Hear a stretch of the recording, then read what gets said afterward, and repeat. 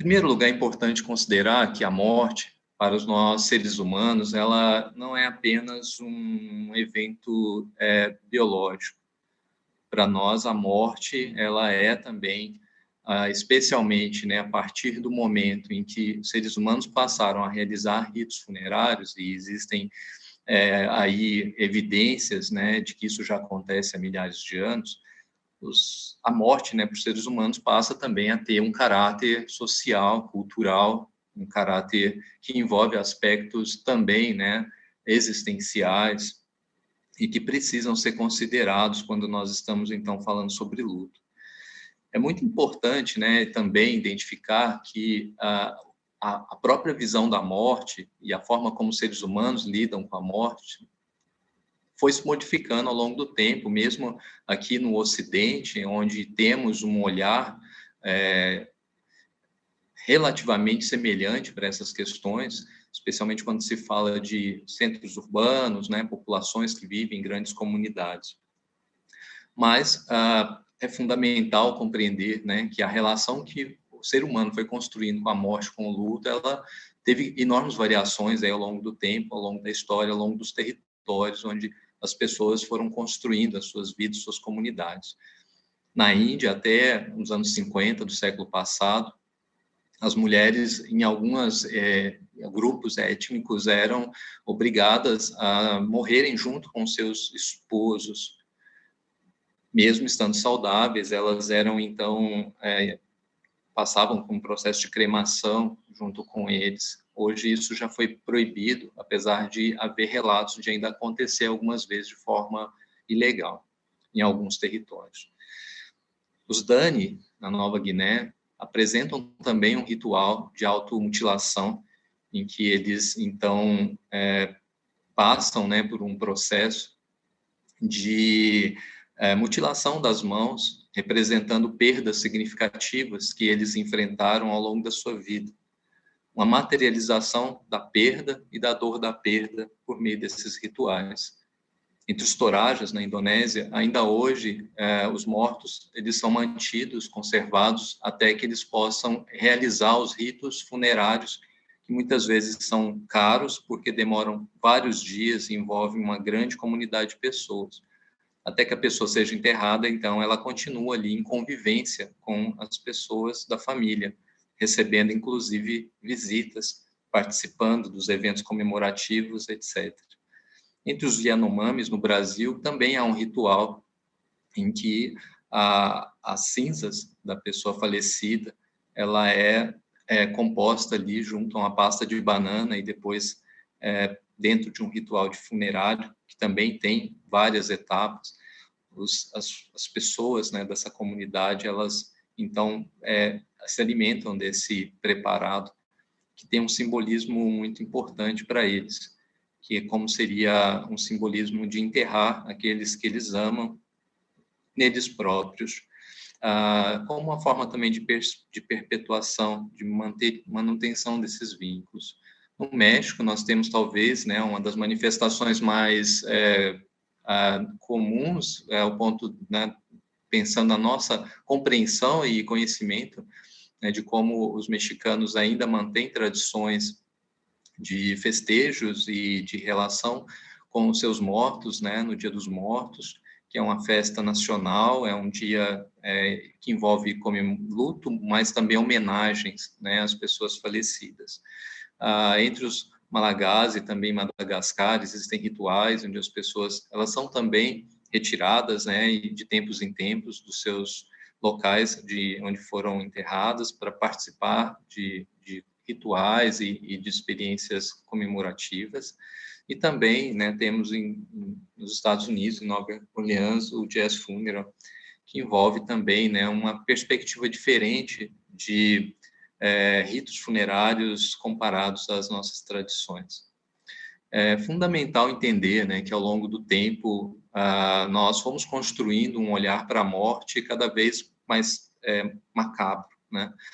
Sempre identificando então a morte como algo a ser evitado, um tema que não deve ser discutido, que foi construindo um tabu muito forte sobre a morte no Ocidente. E esse tabu acabou impactando na forma como as pessoas também vivenciam o luto, e da forma como as pessoas cuidam, né, também daqueles que já estão na fase avançada de alguma doença.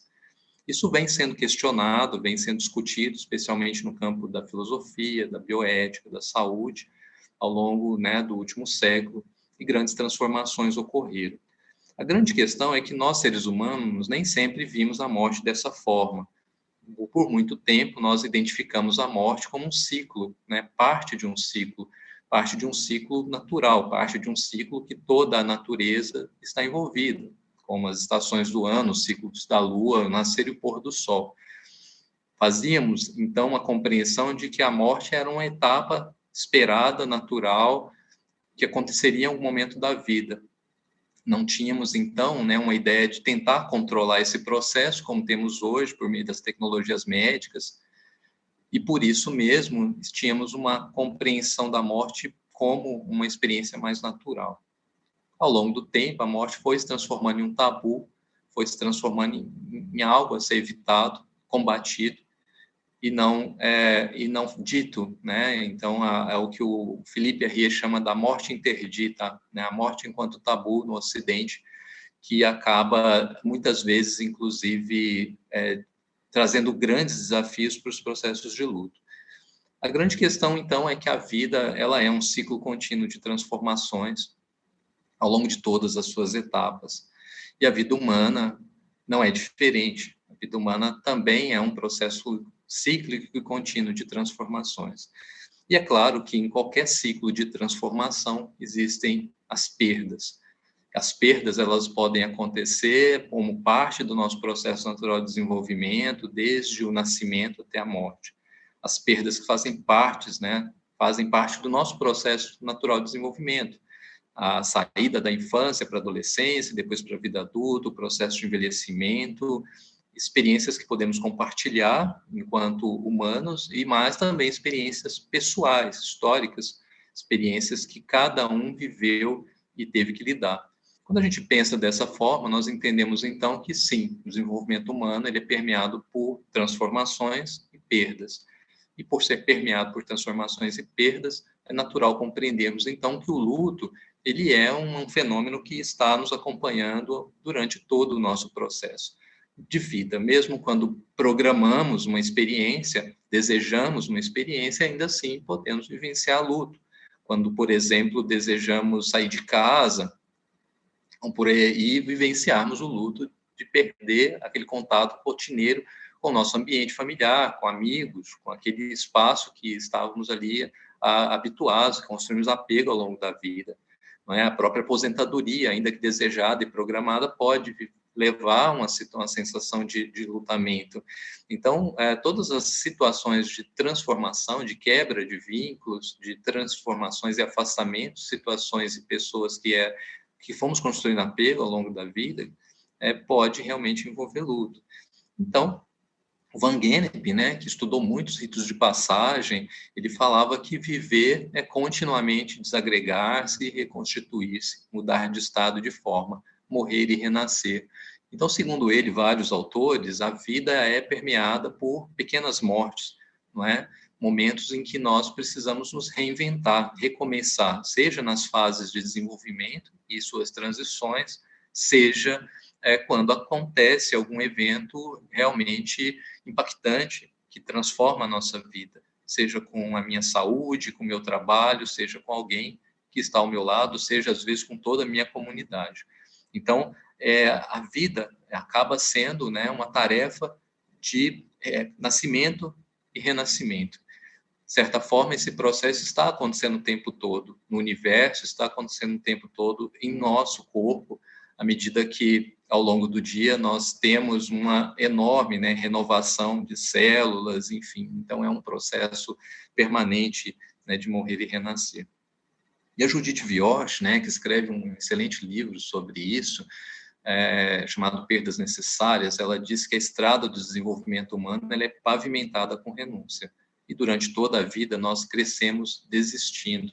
E essas perdas são necessárias. Basicamente, ela diz que para vivermos plenamente uma nova fase da nossa vida, precisamos lidar com aquilo que deixamos para trás, seja por uma decisão, seja por algum evento que aconteceu, é contra a minha vontade. E é claro que quando isso acontece, os desafios são maiores, e é muitas vezes aí que entram, né, os processos complicados de luto.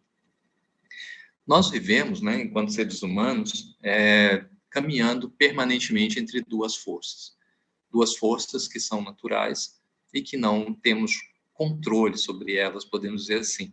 Uma delas é o apego, que nos aproxima das pessoas, que nos permite criar vínculos afetivos para constituirmos laços familiares, de amizade, de parcerias de trabalho.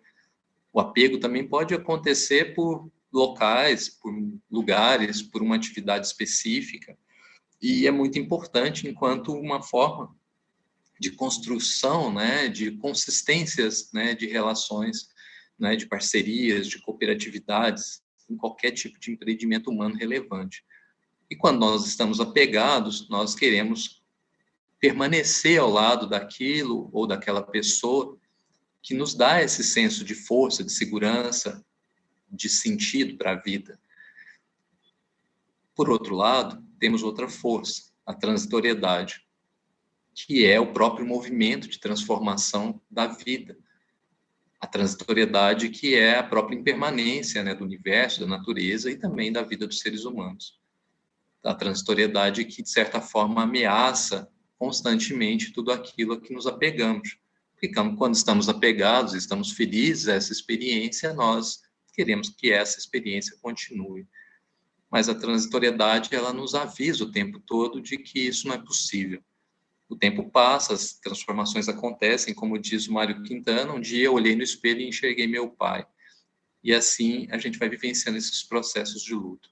Quando o apego e a transitoriedade se encontram, nós temos então o luto como uma experiência humana que devemos considerar assim como natural a priori, mas que pode também se transformar em grande sofrimento, dependendo de algumas condições. O apego ele é um processo fundamental para a nossa vida, é um processo que nos permite, então, realmente construir vínculos, laços, que nos permite fazer relações produtivas em qualquer campo da nossa existência, e com certeza nós, seres humanos, só conseguimos chegar até aqui porque construímos vínculos de apego, construímos parcerias, construímos simbolismos em torno de aspectos que compartilhamos com outras pessoas, que isso nos permitiu nos ajudarmos, nos protegermos e beneficiar grandes comunidades com os nossos conhecimentos compartilhados. O apego, então, seria uma resposta de proximidade, proteção desencadeada pela necessidade de sobrevivência da espécie. Por isso a sua força, e por isso também a força do seu rompimento, quando ele acontece no todo o sistema psíquico dos seres humanos. Como eu disse, o apego gera o desejo da permanência. Desejo de que aquilo que me faz bem, de que aquilo que eu amo, de que aquilo que me inspira permaneça. E o desejo da permanência ele está sempre sendo ameaçado pela possibilidade das transitoriedades que nós vamos ter que enfrentar. Então, quando nós temos, né, frustrados esse desejo da permanência, nós vivenciamos a experiência do luto. Mesmo quando eu estou, digamos, consciente da possibilidade da perda, digamos, uma pessoa que eu amo e que está passando por um processo de adoecimento ou de envelhecimento natural, e que eu consigo observar um horizonte potencial de perda, ainda assim eu vou vivenciar a experiência do luto.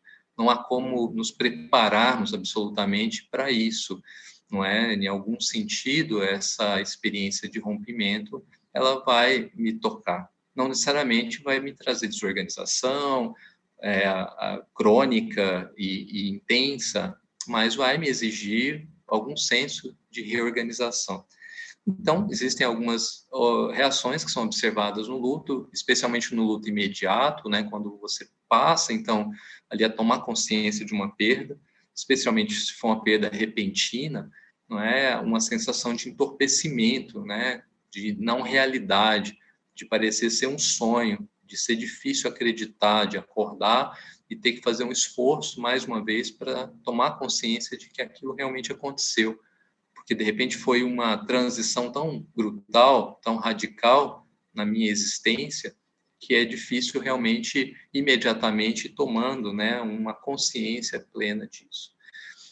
Há também, né, uma reação comum, que é a reação de busca, de protesto, que pode envolver raiva, que pode envolver a tentativa de compreensão, né, sobre essa perda, sobre a causa, os motivos, e até mesmo, às vezes, de buscar efetivamente essa pessoa em algum lugar, ou nos seus objetos, ou em outras pessoas, né? Há também um senso de desespero que pode acontecer, de desorganização, a partir desse rompimento do vínculo, que traz uma cascata de transformações importantes. Não é só a saudade, há também todos os papéis que a pessoa cumpre na nossa vida, as motivações que nós tínhamos, porque a pessoa estava ali do nosso lado. E que, de repente, eu preciso agora encontrar, né, outras motivações, ou uma motivação interna maior. É difícil sabermos exatamente onde eu termino e começo o outro quando eu vivo uma relação de longo prazo com essa pessoa. Ainda que seja uma relação saudável, não estou falando aqui de relações que seriam simbióticas, patológicas, relações saudáveis, mas porque a minha motivação para exercitar algumas atividades, para sonhar, para buscar algumas coisas, também passa ali por essa parceria. É por isso que muitas vezes nós as construímos, né? Então, quando isso é rompido, eu também posso passar por uma crise de sentido da minha própria existência. E isso necessita de um tempo também para se organizar. E também, é claro, dentro das reações observadas, depois de um determinado momento, os processos já de recuperação, de restituição, de reorganização, não necessariamente de esquecimento, né, da importância do outro. E isso é um ponto fundamental para os psicólogos e psicólogas.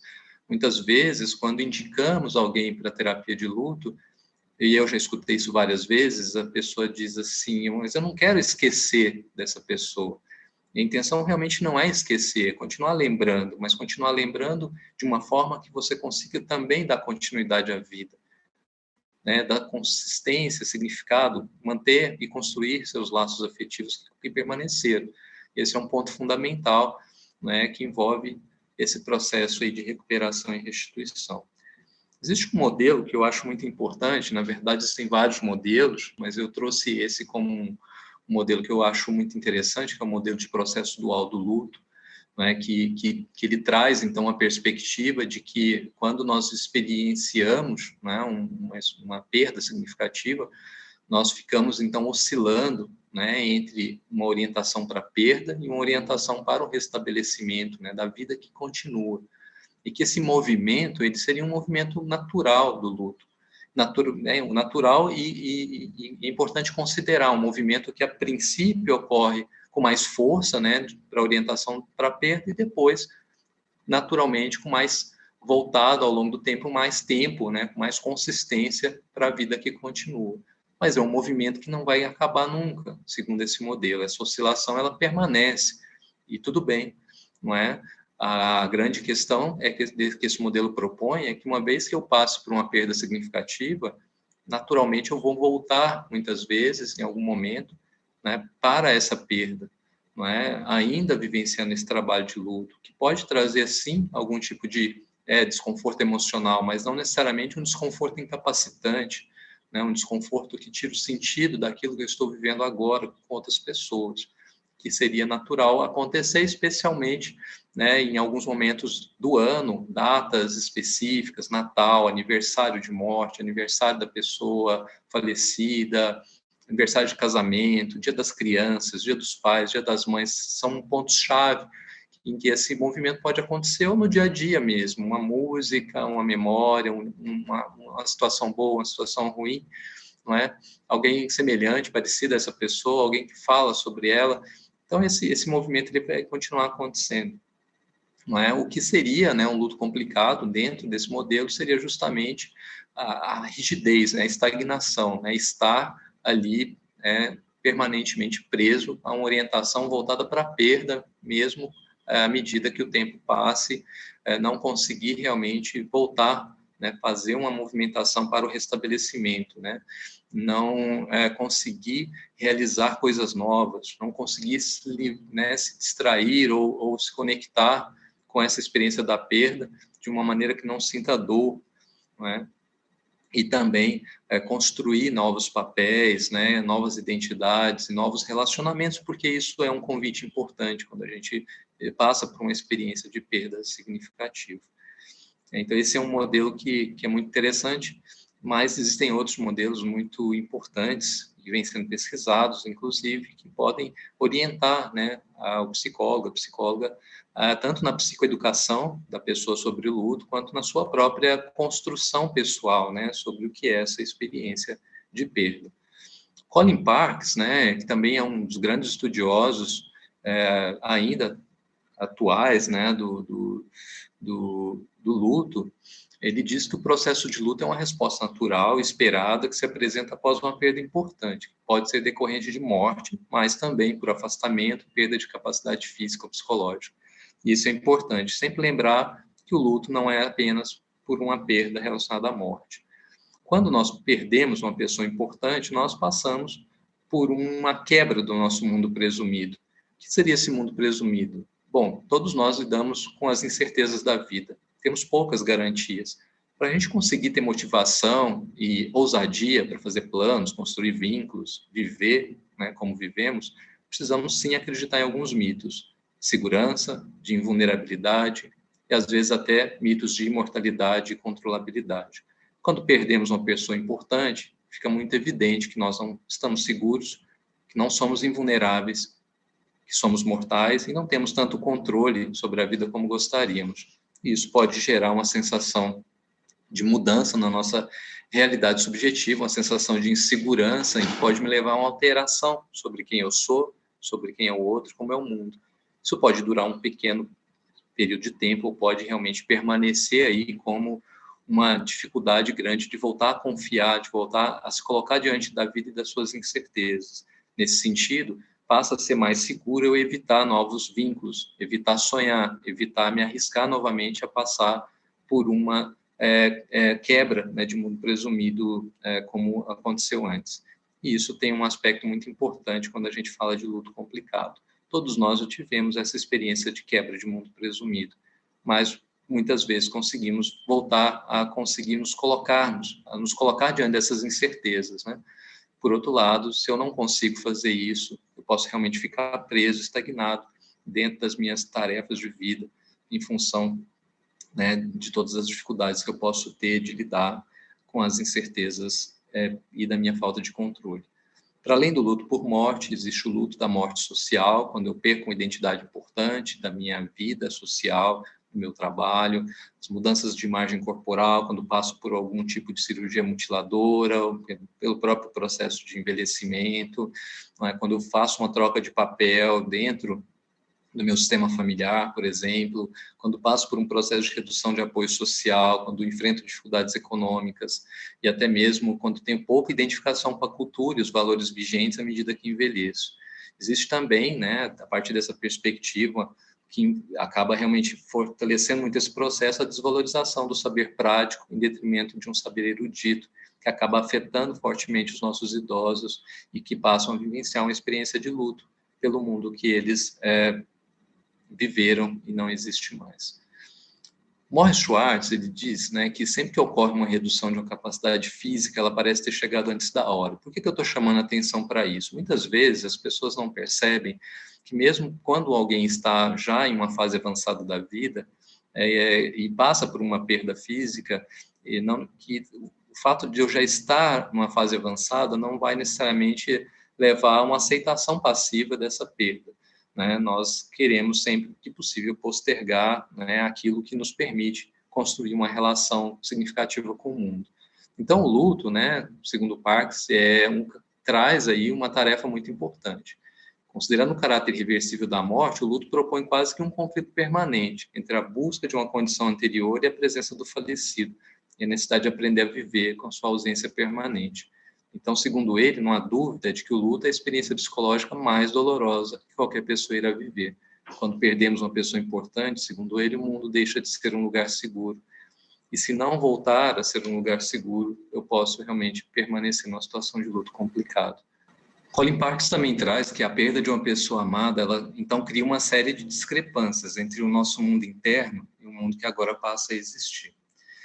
Essa fala que ele traz, ela é muito importante, justamente porque a perda de uma pessoa significativa, ela não nos leva, então, a desconstruir essa relação. A relação continua, os afetos, a memória, a importância da pessoa continua. E continuam também, às vezes, os conflitos, as mágoas, as culpas, e esses são os grandes desafios que temos, né? De manter essa relação de uma outra forma, sem a possibilidade de uma interação direta, sem a possibilidade de expressar esse afeto ou de reparar essa culpa diretamente. E daí, muitas vezes, os riscos para o luto complicado. Calvin e Haroldo tem uma tirinha que eu acho bem interessante, que eles fazem algumas reflexões sobre a morte. Eles encontram um esquilinho na floresta e resolvem, então, né, levar esse esquilinho para casa para que os seus pais cuidem dele, né? Ele está machucado e o Calvin ficou preocupado com ele. E fica realmente ali, né, cuidando, já construindo um vínculo, né, com esse esquilinho, já se sentindo responsável por ele. E acontece que no outro dia ele acorda para ver o esquilinho e o pai dele precisa então informar que o esquilinho tinha morrido. E ele tem naturalmente uma reação de luto imediato, né? Ele começa a chorar e o pai tenta consolar ele, né? O pai diz: pelo menos ele morreu quente e seguro, Calvin. Nós fizemos de tudo, mas ele morreu. E aí o Calvin traz talvez uma das melhores definições de luto que eu já vi. Ele diz assim: eu sei, eu estou chorando porque lá fora ele se foi, mas dentro de mim não. E esse grande conflito que passa a existir é o grande desafio do luto, né, sobre qualquer pessoa. À noite ele vai conversar com o Haroldo, né, sobre essa questão da morte, né, e de como é assustador, das perguntas que o enlutado faz. Por que ele tinha que morrer? Né? Qual o sentido dele ter vivido e não estar aqui mais? É maldade, é arbitrariedade, enfim, ele expressa bem alguns sentimentos que nós temos diante de uma perda, especialmente quando essa perda é repentina.